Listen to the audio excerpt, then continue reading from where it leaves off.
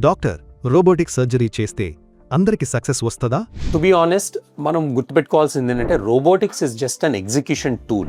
So but మనకి ఒక joint రీప్లేస్మెంట్కి మనం మంచి రిజల్ట్ ఇవ్వగలగటానికి there are close to 60 factors that are associated అండి. ఇప్పుడు రోబోటిక్స్ మనకి సర్జరీకి ముందు ఏ డెసిషన్ తీసుకోవడానికి ఉపయోగపడదు. అంటే ఫర్ ఎగ్జాంపుల్ ఆ పేషెంట్కి నిజంగా ఎనీ జాయింట్ రీప్లేస్మెంట్ సర్జరీ అసలు అవసరమా లేదా అన్నది is the most important point. అంటే వాళ్ళకి నిజంగా మోకాల్లో అంత అరుగుదల ఉందా అన్నది is one important point.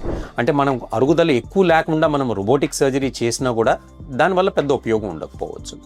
The second point is మోకాళ్ళ నొప్పికి replacement is not the only option అండి. There are many reasons for knee pain. అంటే ఫర్ ఎగ్జాంపుల్ కొంతమందికి రూట్ టేర్స్ అంటాం, మెనిస్కల్ టేర్స్ ఉండొచ్చు, దానివల్ల పెయిన్ రావచ్చు.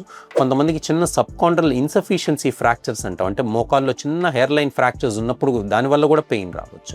Identification of the reason of pain is very important. ఇప్పుడు మనం అది యాక్యురేట్గా డయాగ్నోస్ చేయకుండా మనం అందరికీ రోబోటిక్ రీప్లేస్మెంట్ చేసినంత మాత్రాన సక్సెస్ వస్తుందని కాదు. అప్రోప్రియేట్ ప్రీఆపరేటివ్ డయాగ్నోసిస్ చేసి స్టేజ్ 4 ఆర్థరైటిస్ ఉన్న వాళ్ళకి, పెయిన్ రిలీఫ్ లేక బాగా ఇబ్బంది పడుతున్న వాళ్ళకి, అంటే తరచూ నొప్పి బిళ్ళలు వాడాల్సిన అవసరం ఉన్న వాళ్ళకి, or daily activities of daily living అంటాం, వారు రోజువారీ పనులు చేసుకోవడానికి ఇబ్బంది పడుతున్న వాళ్ళకి, ఎక్స్రే తీసినప్పుడు వాళ్ళకి స్టేజ్ 4 ఆర్థరైటిస్ కూడా ఉండి, ఇలాంటి వాళ్ళకి మనం సర్జరీస్ చేస్తే ఏ సర్జరీ చేసినా బెనిఫిట్ ఉంటుంది. రోబోటిక్ సర్జరీ చేస్తే ఇంకా యాక్యురసీతో మనం రిజల్ట్ ఇవ్వగలుగుతాం.